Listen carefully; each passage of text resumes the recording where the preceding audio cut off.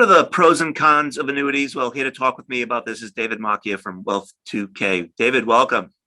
Good to see you, Bob. Good to see you. You've written an article about this topic for Retirement Daily. We're eager to have you walk us through some of it, but let's start with the beginning, which is some people love annuities, some people hate them, but that's not necessarily the best way to approach this topic, is it? That's right. I mean, I make the parallel that it's sort of like politics. You know, people get very rigid in their views. It's not the way to think about annuities. Annuities have a set of qualities about them that can be very helpful to people. They're not for every situation, but when the situation fits, they're extraordinarily valuable. But there's a lot of things to ask about annuities. There are a lot of different types. There are a lot of different provisions. People need a sort of a guide, I think, to get through that process to discover whether the annuity is really right for them or not. And that's what the article was addressing. Yeah, I happen to agree with that, which is, annuities are neither good nor bad. They're appropriate for some situations and some people. Oftentimes, maybe they get misused, but sometimes they are used properly. Talk more about the discovery process. What are some questions that folks need to ask to determine whether annuity might be right for them? Sure. Well, I'll start with the highest level. What is the purpose of the annuity? Because there are two main purposes, Bob. The first is to accumulate money. Annuities act like a savings account with the advantage of being tax sheltered, to tax deferred growth. So that's one purpose. The other purpose is, and this is the unique purpose of annuities, to provide lifetime guaranteed income. The annuity is literally the only financial vehicle available that can pay people for as long as they live. And that's sort of my favorite utilization of annuities. I think this is important in general for retirees to think about. It's going to be especially important with women who are demographically going to, take over management of lots of money in the near future as their boomer husbands pass away. And of course, women have greater longevity than men. So it's very important that longevity be protected. So I think that type of annuity that provides lifetime guaranteed income is going to be increasingly looked at in the next months and years. Yeah, I'm often reminded of all the retirement risks that you might face in retirement. Longevity is among the most feared, right? People live in fear of outliving their assets. And besides a defined benefit pension plan or Social Security, there's very few instruments that will allow you to guarantee that you'll have income for life. Oh, there's no question. And, people love getting their checks from Social Security, which is nothing more than a great big annuity. Right? So I always say, if you love collecting your paycheck from Social Security, you'll love collecting it from an annuity. Yeah. So in the article, you talk about this discovery process. You have questions like, what is the term of the annuity? Why is that important? For liquidity purposes. Annuities come with surrender penalties. If you can remember when CDs were popular, someone might buy a 5-year CD rather than a 2-year CD because the interest rate would be higher, but there would be a penalty if you broke the CD before 5 years happened. So same thing with an annuity. So it depends on your individual situation. What are you comfortable with? How long a period of time can you have your money tied up? 5 years may be appropriate, 7 years may be appropriate, 9 years may be appropriate for someone else. I think that's one question. The next question is, ask the person who's recommending the annuity to you, what is the liquidity provision? In other words, can you annually take out money from the annuity without a penalty? Virtually all of the annuities allow you to take out, say, 10% per year. So if that seems like it's a reasonable amount for you, and the surrender charge is 5 years, and you expect to hold the annuity for at least 5 years, you'll never pay a penalty. But it's important that you know. I think that's one of the key questions to ask the person, again, who's recommending the annuity. Yeah. What about surrender charges? Oftentimes people are always raising a flag about that. Well, I mean, the surrender charge comes into play if you need your money back before the end of the surrender period. So I'll give you an example. Let's say it was a 5-year surrender charge. The surrender charge might work like this. It might decline gradually over 5 years. 5% in year 1, 4% in year 2, 3%, 2%, then in the 5th year, 1%. After holding it for 5 years, there's no surrender charge. But that's important to understand because let's say in the 2nd year, you unexpectedly needed your money back.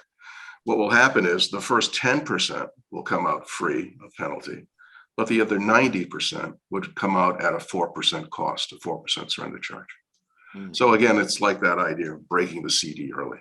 Right. Understand how long you feel realistically you can keep money in a vehicle tied up, and that will guide your decision making.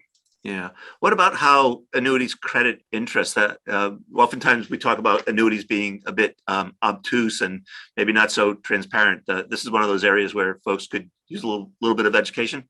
Absolutely, and I think it can be an obtuse part of the whole conversation. Fundamentally, there are two ways annuities credit interest. One is a declared rate, where the company may say the interest rate is going to be guaranteed at, I don't know, 3.5% for the first year. And then each year thereafter will credit an interest rate of X, subject to a minimum. The other way is by linking the crediting of the annuity to the performance of one or more stock indices. So for example, when the indexed annuity first emerged, rather than just saying you're going to earn 2% or 3% or 4%, the insurance company would say, we're going to give you a certain percentage of the performance of, say, the S&P 500. So if the S&P 500 grew by 10%, then they would say some portion of that is going to be credited to the annuity. That they call the participation rate, right? And let's say, for example, that the participation rate was 50% and the index went up by 10%. That means the annuity would get credited 5%. So it is a little bit complicated. You need to understand the formula there. And there's annuities that offer multiple, indexes to choose from. So it got more sophisticated. And when it gets more sophisticated, it gets a little bit more complex. But you have to figure out, what are you more comfortable with? Are you more comfortable with a declared rate, or are you more comfortable with something that is contingent upon the performance of an external index? In the article, you talk about annuities providing monthly income. I often think about annuities in terms of retirement income, sort of maybe supplementing your Social Security and other forms of guaranteed income, maybe a defined benefit plan, and then purchasing enough income so that between Social Security and a defined benefit pension plan, that you're at least meeting your essential expenses over the course of your lifetime. Any thoughts about that as a strategy? No, I think that's nothing but prudent. People will have a certain amount of money they need, as you say, to meet their essential expenses. And then they'll have a higher range of expenses to meet what I call a minimally acceptable lifestyle. And that is adding some of the other things that add to the quality of life and enjoyment of retirement. So if someone has $4,000, let's say, that they need to create that minimally acceptable lifestyle, and they have $2,500 coming in from Social Security, there's a gap there of $1,500. So the annuity can be useful in filling that gap. The thing I always ask people to remember is this: no retiree stops needing income. And having the security of one or two sources of income that you can count on for life is really important. I just wrote a story about a lady who's retired at age 66. She's a widow. And she knows what it's like to live a long time in retirement, because her mom lived till 96. Right? So in the back of her mind, she's always conscious of the fact of financial security in retirement. She craves financial security. And the reason is that if she outlived her mom by 6 years, she's going to need income to 102. Right? And you may say, well, that's kind of far-fetched, but actually there's over 900,000 centenarians in the United States right now. And if that lady at 66 today makes it to 102, there'll be over 5 million. So this is a real phenomenon of people living a long time in retirement, and a vehicle that can guarantee income for as long as you last has a lot of value. So we've talked a lot about some of the benefits. Why all the hatred? What's behind that? I think there's a couple of issues there. One, I lay at the blame of the insurance companies, which made some very complicated products in the past and long surrender charge periods. And then on top of that, had some high profile issues relative to lawsuits and things and regulatory actions. Most of that has been thrust out of existence, right? It's very, very easy to find annuities today with great consumer features. But that's one reason. The other reason is that annuities tend to get criticized by a competing segment of financial advisors, which is the registered investment advisor community. And the most notable of that, and people have probably seen the commercial on television of Ken Fisher, who says, I would rather die and go to hell than sell an annuity. Well, that's absolutely ridiculous because, as I said before, there's nothing else that he has available to him that can guarantee the payment of income for as long as someone lives. But I think that's part of the calculus there because, honestly, I think some of the registered investment advisors don't like the idea of seeing their assets go away to an annuity company, in return for an income, because then those are monies that they can't manage. So I think there's oftentimes a conflict of interest in that line of reason. It's a complicated issue. On the one hand, the folks selling the annuities earn typically a commission for selling them. And on the other hand, RIAs who are criticizing them are losing assets under management and thus revenue by suggesting or recommending an annuity. Right. People have agendas. There's no question. And it adds to the confusion of consumers, I believe. And that's why I go back to this article in the guide. I think if you follow the guide, ask the right questions, your self-interest will determine if the annuity is correct for you. Yeah. Listen to your self-interest, ask the right questions, and it usually ends up in a good decision. Yeah. So before we wrap up, you mentioned annuities and that there are many flavors of them. At one end of the spectrum, there might be fixed annuities, fixed index annuities, registered index linked annuities, Yep. variable annuities, variable annuities with all sorts of riders. Any thoughts about how folks may sort of navigate all these choices as they're thinking about which might be right for them? It depends on what the need is.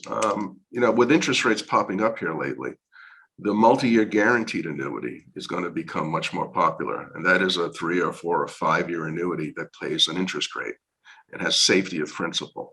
I think of that as an alternative to, say, a fixed income, a bond, right? Where there is principal risk. If interest rates continue to go up, bonds lose value. They lose principal value. People haven't seen that very much because for years we've had a downward trend on interest rates, but there is principal risk in bonds as well. So those annuities can be important. I'll give you another utilization of that kind of annuity. One of the risks I'm most worried about today is timing risk.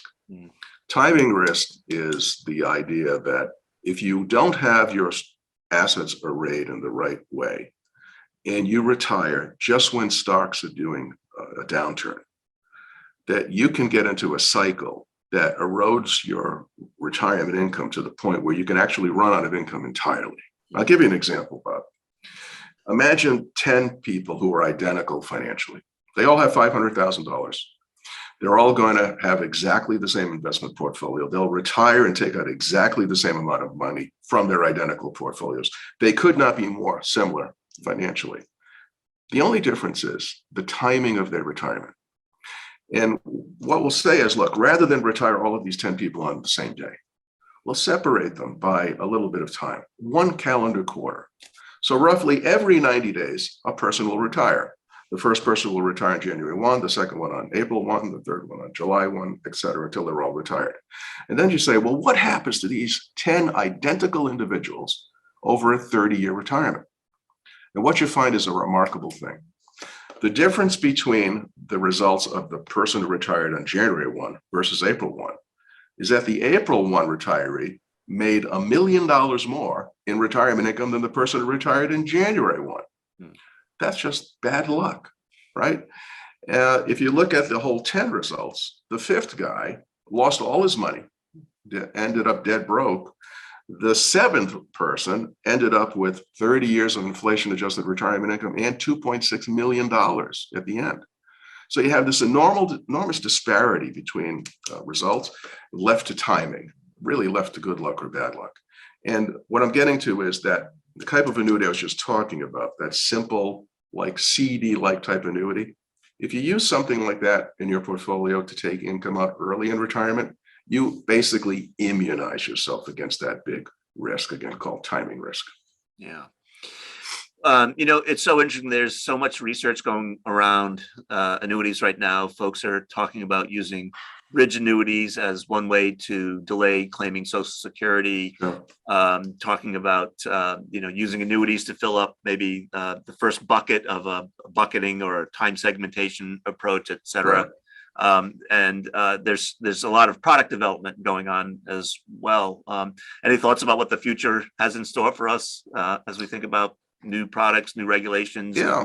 Well, so we've gone through a very historically unprecedented period, almost 14 years of stock market appreciation. And things have started to, reverse. We'll see what happens. But we do know that stocks are declining in prices, interest rates are rising, inflation is surging, and the Fed is purging. What I mean by that is they're going to move away from quantitative easing to quantitative tightening, shrinking the money supply, apparently. Well, none of that bodes well for the price of stocks, right? Or real estate, even for that matter. So I think there's going to be a greater appreciation. In fact, we may be entering an era that I would say would be characterized by a much greater focus on risk management.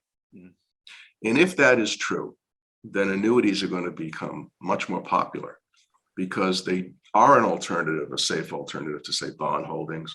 And they do, again, provide that lifetime guaranteed income. Yeah. Well, we've covered a lot of ground, David. Anything we missed or anything that bears reemphasizing? Just ask questions. Ask questions and listen to your self-interest. Well, it's been a pleasure chatting with you about your article and helping our readers and viewers learn more about annuities and their use and value. Great to be with you, Bob. Thank you.